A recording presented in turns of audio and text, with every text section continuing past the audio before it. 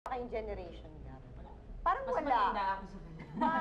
Gano'n kasi nga cool na cool si Mami. Ang cool ni Mami! Role play kasi. Siya lang siya. Hindi siya mommy. Hindi ako mami. Hindi siya wife. Hindi ako Pwede ba wife. yun? Di ba? You're just you. Minsan, Yeah. lalabas yung pagkamami mo. Ako ganun naman. ako Oo naman.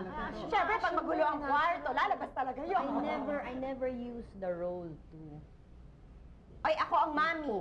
Kasi sinasabi nga nila, while it is essential na maging kaibigan natin yung mga anak natin para we can relate to them more, para hindi sila nagtatago sa atin ng sikreto, di ba? There are also instances na kailangang i-assert mo rin yung role mo as a parent kasi minsan pag gano'n na masyado, nagkakalimutan ng Kailangan ba nanay mag-establish ako. ng konting friendship? Ako feeling ko parang, mami ako. Oo, ganon. Yun lang yun. Like yung time na nahulihan ko siya ng mga playboy, ganyan, di ba? Mami ko noon, o di ba? Paglabas ko na, di ba, syempre, ikaw talaga, ang bata-bata mo pa, nagbabasa ka ng ganito. Pero paglabas ng kwarto, di ba, lalaki siya.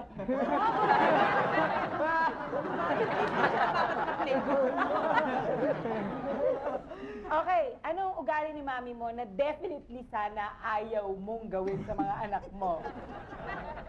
Sige nga. Hindi, natural lang yun. Lalaki kasi ako. Oo, Lalaki sabagay. po kasi ako, kaya ayoko yung masyadong madaldal. Oo, totoo rin So, yan. ikaw, pag nagkaroon ka ng anak, anong ginagawa ni mami ngayon na hindi mo gagawin? Siguro yung scolding na lang. Hindi ko na yung gagawin niya pag sigaw.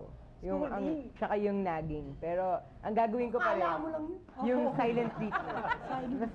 mas matindi sa akin dahil naiiyak ako pag ginaganon ako. Hindi ka pinapansin, hindi mo alam kung ano ba. Kasi parang hindi ko alam kung masaya ba siya, malungkot ba siya. Eh, Galit parang- siya. At least pag tumatalak, alam mo yung nararamdaman Ayun. niya. Subukan ko kaya yun. Ay, napaka-effective sa akin. Kayo. Kaya ako bumait. Nakakainis naman kayo. corny na, no? Nasa lugar talaga, grabe. Nako, dapat bigyan In the right. ulirang ina award. Okay, to the children, what do you think is the most valuable lesson that your mom has given to you? Uy, kaya muna. We talk a lot and she respects me. Your privacy, your opinions. Oo, my opinions. Wala siyang, hindi siya invasive at all. Siguro sa kwarto lang kasi kailangan. Stay na eh, big stay na talaga eh. So, yun lang. Pero the rest, decision making, lahat. No, of course. Even when you were a kid, even when you were small, I listen to them. And then, i-adjust ko yung approach ko with how they sa are. kinakatwiran, sa Kasi they're not sinasabi. doing anything wrong eh. They have no idea of right or wrong yet. Oo. So, i-adjust ko lang. Paano pag alam mo nang mali ang ginagawa niya? Mali Paano? yun. Mali yun. Mali yun. I don't Pero spare hindi the umabot, rod. hindi talaga umabot.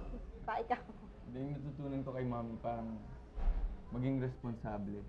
Saka, pag nagkamali ka, panindigan mo yung Ginawa mo. Yan ang consequence.